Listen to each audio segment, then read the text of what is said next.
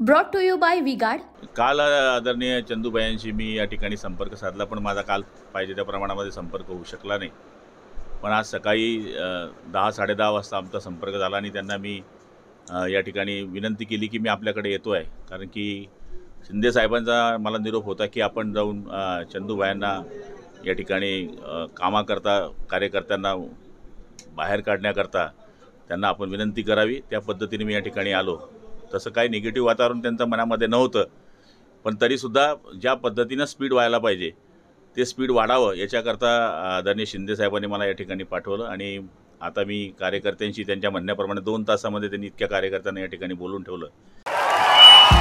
भाइयों बहनों, उनके राज में पावर रहे अनस्टेबल और हम रखे सब स्मूथ और स्टेबल।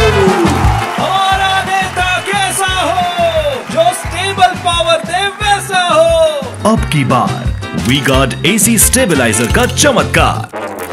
आणि त्यांच्याशी संपर्क साधला आणि मला खात्री आहे की आजपासून सगळेजण या ठिकाणी आमच्या शिवसेना भाजप युतीच्या उमेदवाराचा प्रचार जोमाने करणार आहे आणि जे यश प्राप्त होणार आहे त्याच्यामध्ये सुद्धा चंदूबाईचा सिंहाचा वाटा असेल अशी मला खात्री आहे। रावेर आणि जळगावची काय स्थिती राहणार, काय विजयाचा विषय?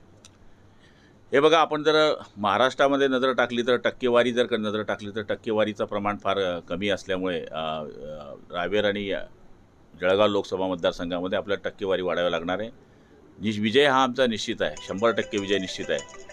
पण टक्केवारी पाहायला असता मार्जिंग जो आहे मार्जिंग कमी जास्त होऊ शकतो असं चित्र आहे।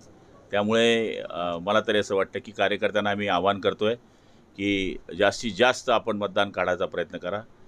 या ठिकाणी हवामानाचा खात्याचा अंदाज पाहिला तर ह्या 4-5 दिवस पुन्हा आणखी जास्त टेम्परेचर राहील।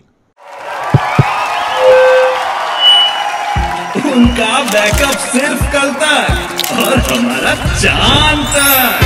हमारा नेता कैसा हो जो नॉन स्टॉप बैकअप दे वैसा हो। अब की बार वी-गार्ड इन्वर्टर बैटरी का चमत्कार।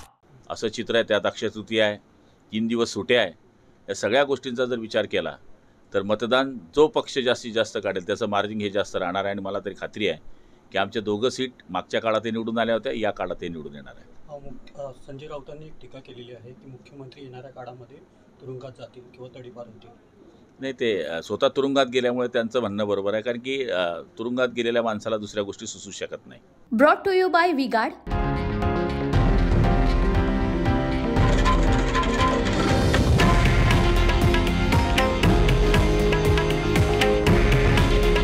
हे आहे देशातील नंबर 1 न्यूज नेटवर्क आणि आपण पाहत आहात TV9 मराठी।